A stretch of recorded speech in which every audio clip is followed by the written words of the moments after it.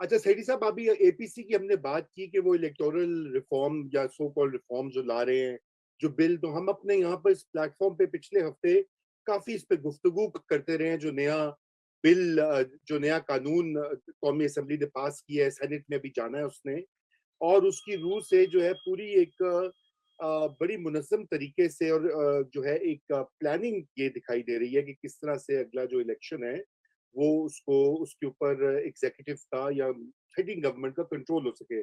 चाहे electronic voting हो, delimitation हो, नादरा का इंक्रीज़ रोल हो, वगैरह-वगैरह, और इलेक्शन कमीशन ने खुद उसके ऊपर कहा है कि उसकी बहुत सी जो शिकें हैं वो अनकॉन्स्टिट्यूशनल हैं। तो आपको ये लग रहा है कि क्या इसमें गवर्नमेंट ऑफ द डे को बैकिंग है एस्टेब्लिशमेंट की, और क्या ये मिलकर कामयाब हो जाएंगे या इसके ऊपर रेजिस्टेंस होगा? देखिए, इसमें कोई शक नहीं है कि अभी तक जो सिचुएशन है, क्योंकि कोई ऑप्शंस नज़र नहीं आ रहे हैं एस्टेब्लिशमेंट को, तो अभी तक तो इमरान खान के साथ हैं। और अगर इमरान खान ये चाह रहा है कि अगली इलेक्शन भी उन्होंने ठीक तरीके से रीड करनी है और कामयाब होना है, क्योंकि एस्टेब्लिशमेंट के साथ होगी तो कामयाब हो जाएँगे। कौन क्या करेगा? कौन-सी अदालत है उसको कहेगी ये गलत हुआ? तो फिर तो हो जाएगा। इसलिए ये सारे कानून जो है, कानून साज़ी हो रही है। और बाबर साहब कहते हैं जी हम इसको वापस नहीं लेंगे, वगैरह-वगैरह। और इसीलिए अब सारा का सारा जो फ़ोकस है वो इलेक्शन कमीशन के ऊपर आ गया है। और बड़ी इंटरेस्टिंग चीज़ ये है कि इलेक्शन कमीशन ने स्टैंड ले लिए कि 72 अमेंडमेंट्स ये क्लॉजेज़ हैं जिसमें से ये अमेंड करने जा रहे हैं, जिसमें से 45 जो हैं और वो या अनकॉन्स्टिट्यूशनल है या एडमिनिस्ट्रेटिवली पॉसिबल नहीं है या किसी और वजह से दे आर नॉट एक्सेप्टेबल। ये बहुत बड़ी बात है। अब ये बात मैं आपको बता दूँ, ये जाएगी all the way up to the supreme court. ये सवाल ही पैदा नहीं होता कि ये ना जाए। अगर इलेक्शन कमीशन के अंदर भी लोग फिसलते हैं, डज़न्ट मैटर, ये ऑपोज़िशन ही लेके जाएगी। और ये बिल्कुल बड़ी स्ट्रॉन्ग इसके ऊपर व्यूज़ होंगी। और मेरा अपना ये ख़्याल है कि इस किस्म के जो अमेंडमेंट्स ये करने जा रहे हैं, अगर ये कोई बिल जो है ये it will be struck down. Many of the sections of this bill will be struck down. ये किसी जितना मर्ज़ी कमज़ोर सुप्रीम कोर्ट हो, जो भी हो, ये नहीं हो सकेगा। और आप देखिएगा किसी न किसी स्टेज पे वकला तंजीमें भी खड़ी हो जाएंगी, बार्स भी खड़े हो जाएंगे और इसके ऊपर कि ये दिस इज नॉट एक्सेप्टेबल, और ये बिल्कुल, काउंटर प्रेशर बनेगा।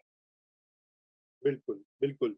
तो अब हम बढ़ते हैं, हमारा जो अगला मौज़ू है वो शाह महमूद कुरैशी साहब का इंटरव्यू है।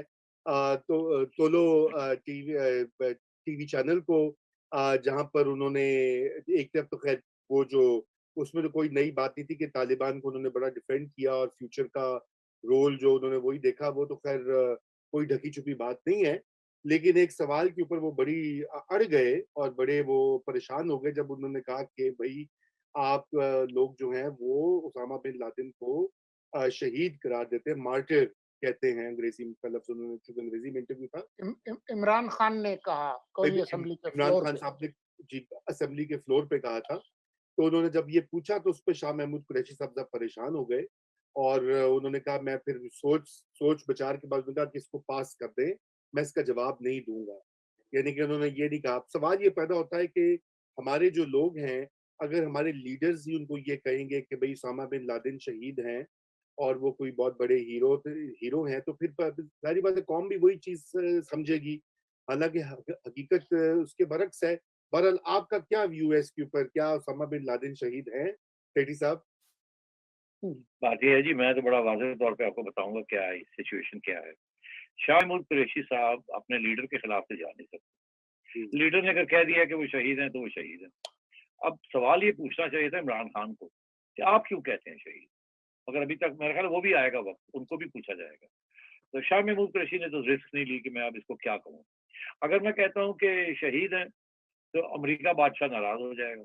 और आजकल तो हमें अमेरिका बादशाह और आईएमएफ और वर्ल्ड बैंक और एशियन डेवलपमेंट बैंक, इन सब की बड़ी सख्त जरूरत है। और सऊदी अरेबिया की बड़ी सख्त जरूरत है, हमारी सारी टिल्टी उस तरफ है। तो अगर हम ये मैं कह दूं ये शहीद है, तो मैं अगली दफा जहाँ जाऊंगा मेरी तो लिस्ट हो जाएगी, हर जगह मेरी पतलून उतार देंगे मीडिया वाले और अमेरिकन इंटरनेशनल एकेडमिक्स जर्नलिस्ट। तो इसलिए ये तो मैं कह नहीं सकता। अगर ये मैं कहूँ कि हाँ टेररिस्ट है, तो फिर क्या? अच्छा, अब वो फिर एक तो ये है कि इमरान खान साहब नाराज हो जाएंगे, भाई मैं कह रहा हूँ वो हीरो है और तुम कह रहे हो टेररिस्ट है।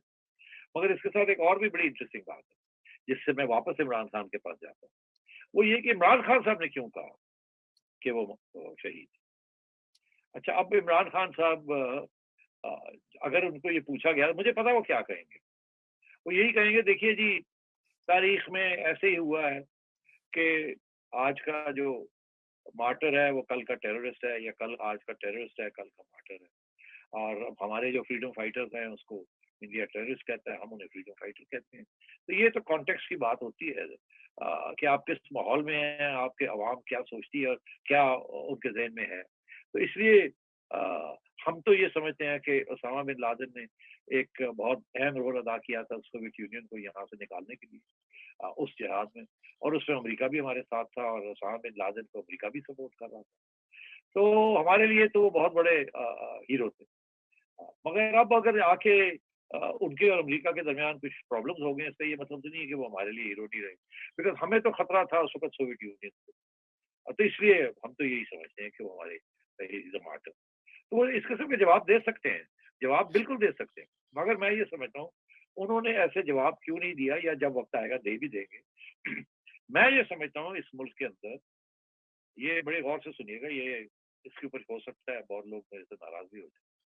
इस मुल्क के अंदर इतनी एंटी अमेरिकनिज्म है और इतना इस्लामिज्म है, सियासी इस्लामिज्म, नॉट रिलीजियस बट सियासी इस्लामिज्म, जिसका काउंटर वहाँ इस्लामोफोबिया में होता है, कि यहाँ मेजॉरिटी पॉपुलेशन जो है वो ओसामा बिन लादेन को टेररिस्ट नहीं समझती। वो समझती है कि उनकी जो जिहाद थी पहले सोवियत यूनियन के साथ थी और उसके बाद अमेरिका के साथ के खिलाफ। और इसलिए इमरान खान अपनी कंस्टिट्यूंसी को प्रोटेक्ट कर रहा है। एक बहुत बड़ी ये कंस्टिट्यूंसी है, इसमें सिर्फ रिलीजियस लॉबी नहीं है, आम लोग भी हैं, आम शहरी भी हैं, और पीटीआई के खसूसन मिडिल क्लास लोग, बिल्कुल 100%। वो अपनी कंस्टिट्यूंसी को प्रोटेक्ट कर रहे हैं। अब इसी किस्म के मसले हैं इस मुल्क के अंदर कि आप एक वक्त एक काम करते रहे, जैसे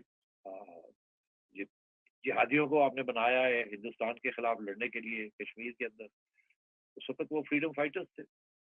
जब वक्त आया कि आपके ऊपर FATF लग गई, तो आपने वो जिहादी टैब बंद करके तस्लीम कर लिया इनडायरेक्टली कि हाँ वो अब हम नहीं कर रहे, वो फ्रीडम फाइटर एक्चुअली वो मसला है, सारी दुनिया उनको टेररिस्ट समझती, चलो बंद ही कर दें।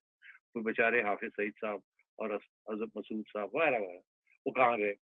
अब वो अदालतों में फिर रहे हैं, जेलें काट रहे हैं। तो रियासत के अपने इंटरेस्ट होते हैं। रियासत जब चाहे तो कह दे कि आसमान नीला है, वहां बादल गरज रहे हो। ये चीजें चलती हैं। ये यू टर्न जो होते हैं ना, ये सियासत में, रियल पॉलिटिक्स में ये चलते हैं। और आप कोई आदमी भी, कोई लीडर भी अपनी कंस्टिट्यूंसी को नजरअंदाज नहीं कर सकता। इस मुल्क में बहुत बड़ी कंस्टिट्यूंसी है, एंटी अमेरिकनिज्म की, एंटी वेस्टर्निज्म की, पॉलिटिकल इस्लाम की, पॉलिटिकल इस्लामिक एक्सट्रीमिज्म की। और इन दैट सेंस वो लोग जो कि वो समझते हैं वो laid down their lives fighting American imperialism. तो इसको, that is the problem here.